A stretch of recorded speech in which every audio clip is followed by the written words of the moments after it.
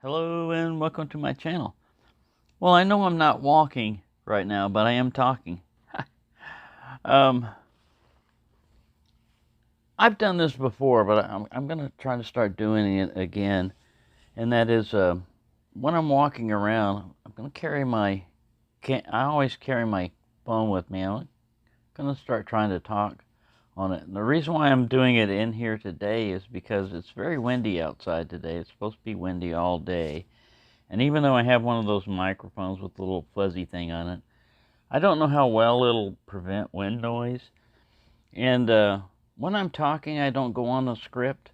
So if I were to try to voice over what I had said on there, I don't know. I might catch some of it, but I might have an entirely different thing. And that's not what I want to do with this. So first I want to get with the term walk and talk. Now, my walk and talk is kind of a play on words, because I'm walking and I'm talking. But it comes from the term from a knife, which, like with a knife that's got a half stop, this is the noise that it makes. That's part of it. That's the talk. And then the walk is how does it feel when it does that? Is it walking a straight line? Is it gritty, and stuff like that? Now, as far as like noises of knives, when this one locks up right here, meh, that is loud. Now, for some knives, especially like expensive knives and stuff like this, you really shouldn't get this last part right here. A lot of people will tell you that that's not good on a knife, even if it's got a kick on there and all this other stuff. Now, I have a couple of thoughts on that, and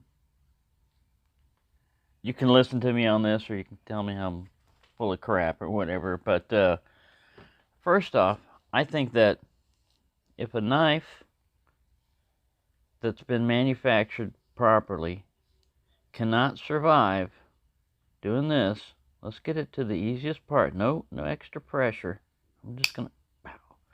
If you do that to a knife and you get edge damage anywhere on the knife, I think the knife was designed incorrectly. You can call me wrong or not or whatever. Like everyone was like, "Oh, you need to ease those down."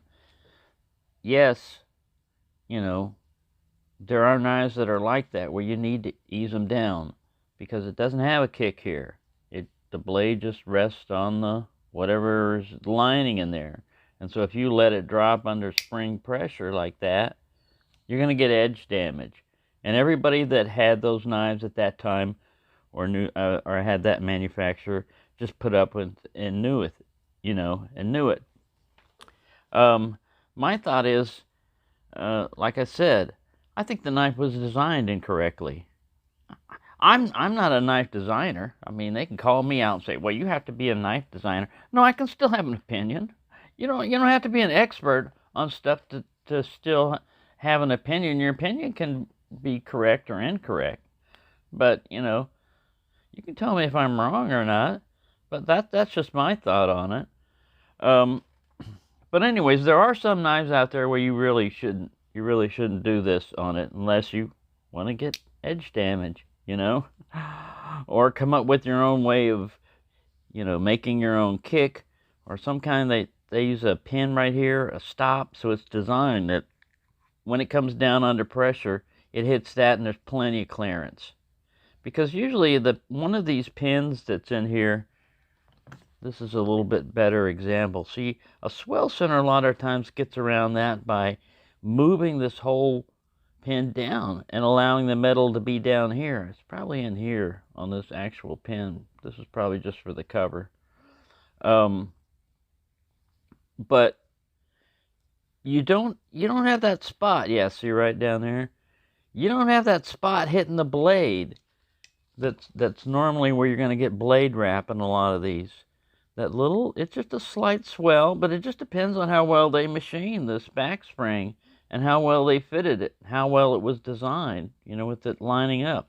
There's a lot that goes into designing a knife that you don't realize when you first get one. A lot of people are critical of inexpensive, you know, knives or even expensive knives that don't work exactly well. You try making one of these. This is pretty complicated if you've never done it before. And there's a lot that can go wrong with them. And actually, just look at the volume of knives that are being made by a company when you start criticizing them. You know, if a company is putting out hundreds of thousands of these things every day, you can't be as critical on them as a company that only puts out one or maybe none a day. You know, I mean, they're spending a lot more time on fit and finish. So, yeah, you put your best effort in something. I'm amazed at, even though these, like Rough Riders, made by hand, you know, backed by life or whatever, you know, they probably stretched that made by hand stuff. You know, a lot of people might think they're out there with the little forge, ting, ting, ting, and forging all this. But no, a lot of this is done by machine for them. You know, the hands might be involved. But, yeah, I question this whole made by hand thing. But that's a different story. Still, I give them credit where credit is due. They make a pretty good knife for the price on them. You know, the Chinese knife manufacturers. That being said, I would still buy American. I mean, I like American knives. This is an American company, A.G. Russell. They're buying Chinese knives, so in a way, you're supporting America. Yeah, we can get into that whole. You know, actually, as far as knives videos go, like I'd said before, controversy brings views and stuff like that. One of my most popular like knife related videos is the one where I say our Rough Riders knives junk, and it was a rant, you know, where had somebody had dropped a comment, you know, leaving the usual things designed to trigger people, and I wanted to try to put it to rest, you know, in a video. That's never going to be put to rest. You know, everybody's going to have their opinions on that, and I'm not going to go over that right now. I just wanted to say that as far as the walk and talk, and as far as like the channel content and stuff like that, I try different things. You know, I'll get into camping gear, bushcraft, flashlights, and all that other stuff. I'm still going to come back to knives. I'm always going to have knives there, you know, in the background. Sometimes I might get too long on a particular subject for other people's taste and stuff, but you know, that's okay. I appreciate the people that still come back to the, you know, channel or still watch things even though they're not interested in it. You know, as far as like the flashlights go, I've always been interested in flashlights, and I know several people that watch this channel have gotten some of the flashlights that, you know, that I got, and they like them. So they were kind of like me. You know, if you look at, I don't look at the YouTube audience, you know, makeup and stuff, the channel analytics and everything, but the last time I did, most of the people are in the older age group. The majority of the people that watch my videos are in an older age group. So, I mean, if you know what your audience is, it's not necessarily based on subscribers and stuff like that. It's just, you know, like what the people declare, you know, as their age that are watching your videos. And like I said, it's mostly older people. So I know some of the stuff, it's not going to be a real big hit like Game Station or PlayStation controllers. You know, a lot of older people are going to be like, what? But I get into a lot of different stuff, man. My range of interest is varied, and all I'm trying to do on a lot of this is not really to promote anything for my specific gain or anything. It's just to pass on to you my interest in stuff, you know, and that's the way I am with a lot of stuff. If I get interested in something, I get into it, but then my interest can wane after a while, and I'll jump to something else. I don't completely lose everything. I don't completely walk away from everything in my past that I've enjoyed. I just don't get into them as much because I tend to overdo it, on stuff like, I don't know if you call it overdo it, but I tend to get immersed in stuff. Like, I don't go part way into things. I explore, like with flashlights. All right, I haven't explored this technology.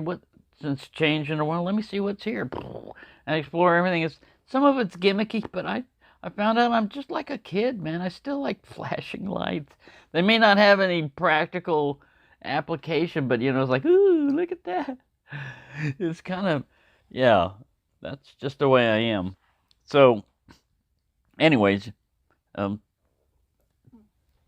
thank you for sticking around with this journey that I'm on. It is I'm gonna be carrying knives with me while I'm walking and everything, and I figure I might as well talk about channel updates. The thing is, though, I can't always film constantly with that. I have to stop because there may be license plates that have to be edited, and that's a pain in the butt to edit on video, to go in there and blur out license plates, for people's privacy or whatever. And then you've got the other thing, of which is, it already looks strange just walking around in a circle out there. It's a big circle, but still, I'm just walking around. And now if you I'm start talking to myself, they may not see the microphone. So he's that crazy old guy that's walking around and talking to himself and throwing knives in the ground. I mean, I want to try to avoid Dick Tracy coming around and asking me a lot of questions. Not that I'm doing anything illegal. It's just like, I don't want to be hassled for when I'm not doing anything wrong. I'm just doing something different, I'm just doing something different. I'm not insane. Uh, I don't need any medication. I don't have any warrants, Nobody's looking for me except for other crazy people, maybe, and look away. Here I am, you know. But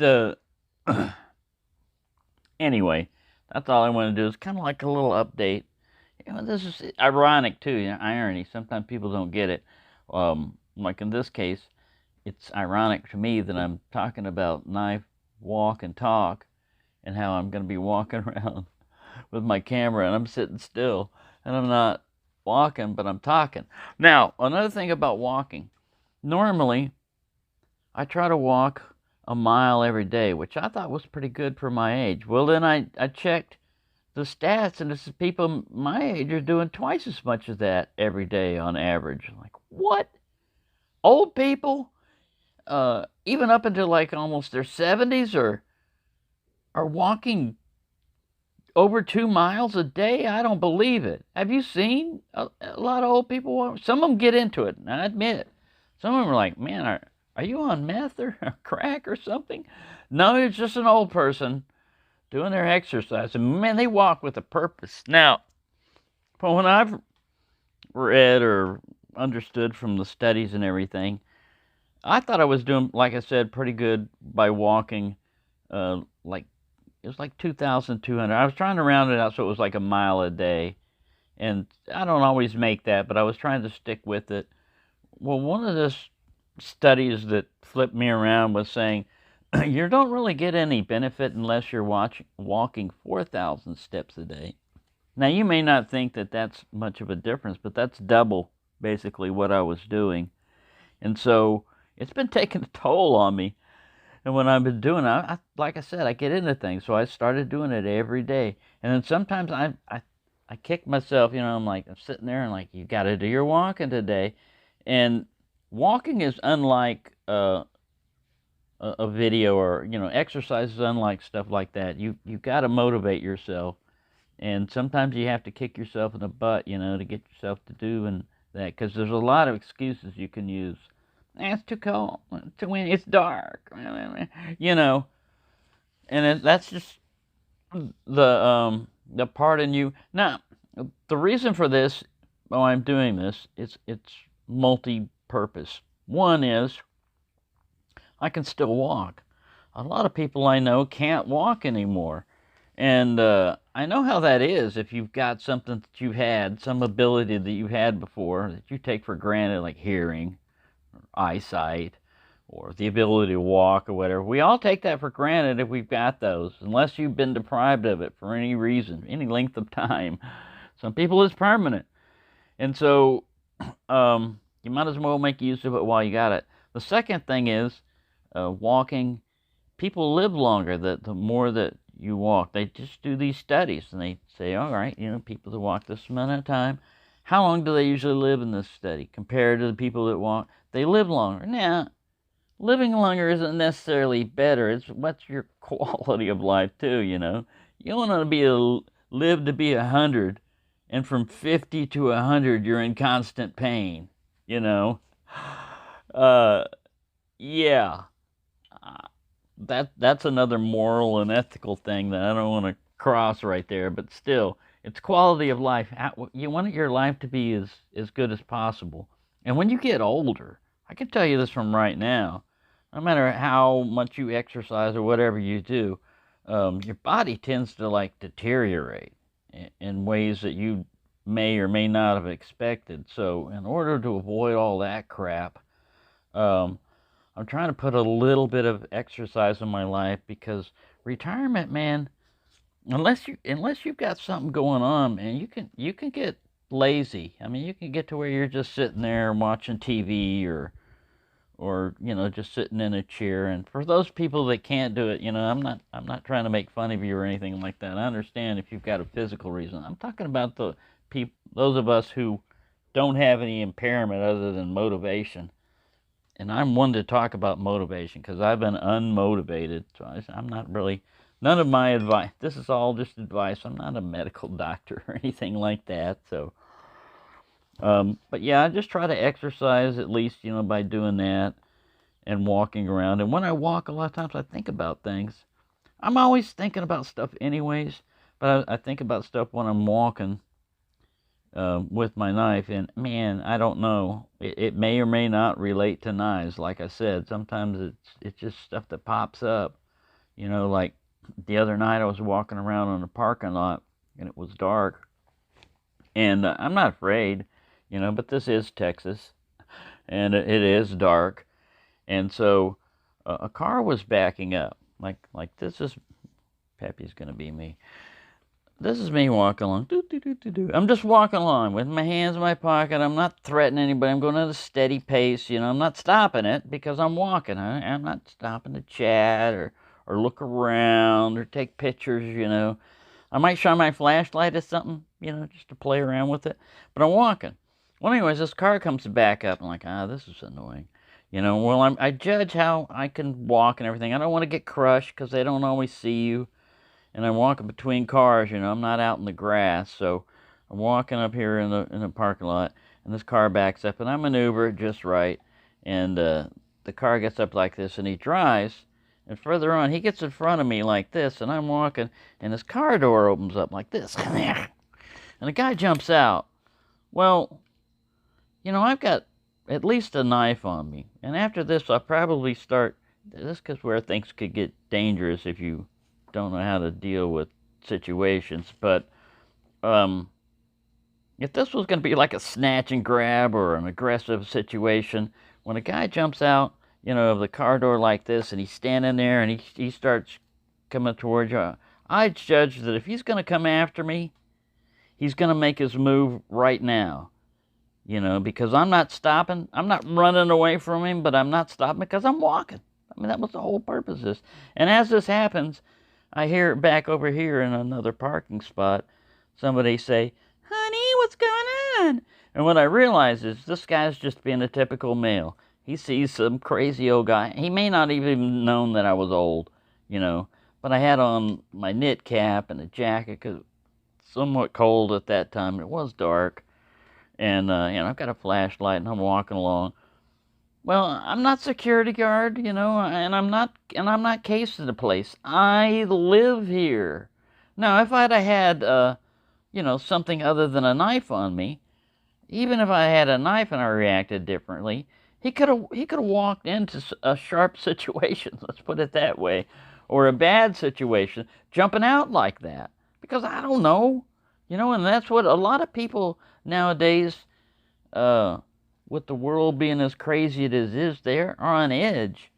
And when I used to work at the rifle and pistol range, we had a thing called a Hogan's Alley. And what it was is it was an L-shaped format of fake storefronts, and they had these air-actuated targets with it. And the police would go through there and train their academy students with it, with these shoot or don't shoot targets. The guy that operates it back here could actuate it to where in the same window it could be something threatening or non-threatening. It was colorful targets and everything, and it tries to teach you that in a stressful situation, you only have a split second to decide whether or not your life's in danger. And if you make the wrong decision, it's going to cost somebody a life. It could be an innocent person that's just doing something innocent, and you thought it was something else. So with carrying weapons comes a lot of responsibility. Even knives. If you're going to use a knife as a weapon, just keep in mind, you got to make sure, like I said, it's righteous, that what you're doing is righteous. That anybody would look at that and say, hey, it's obvious that he was going to do this, other than, oh man, that guy was a little too paranoid. What the hell's wrong with him? Why? That man, he just opened, the car door swung open because he hadn't stopped fully, and there's all these other excuses. And he jumped out because he thought, and you just, he didn't try to grab you, and he your life can change, all I'm saying, in a few seconds, just because of the decisions you make or don't make. So, yeah, the other alternatives, well, you had your chance. You had this stuff here, you had your chance to save yourself, and you didn't react quickly enough. So, there's that thin line you got to watch, you got to walk, as far as your walk and talk, But anyways, everything worked out fine. But yeah, see, I've used up the amount of time I would be basically to walk half of my stuff already and just talk. But yeah, let me know in the comments if you think this idea is any good, because I am going to walk later on. I can't include enough footage in this right now to do this. This is just like the preamble to it. Like I said, I have done it before. I'll link it, somewhere up there, a previous, walk and talk. But that's just an idea I've got, and if people like it, I'll do it, and if they don't, I'm still gonna do it, but I may not publish it because, like I said, analytics, and pleasing everybody. I've tried to make this as inclusive and as happy enough for everybody, but I'm not gonna chase statistics, or stuff like this and say, well, according to this, I should be talking about old people stuff, or, according to this, I should start learning French. Now, I don't have a lot of people from France watching it. Thank you, bonjour. No, that's Italian, isn't it? See, I'd make a lousy French person. Yeah, the bonjour is Italian, I think, which means good voyage. I don't know. Yeah. Anyways, thank you for watching, and have a nice day.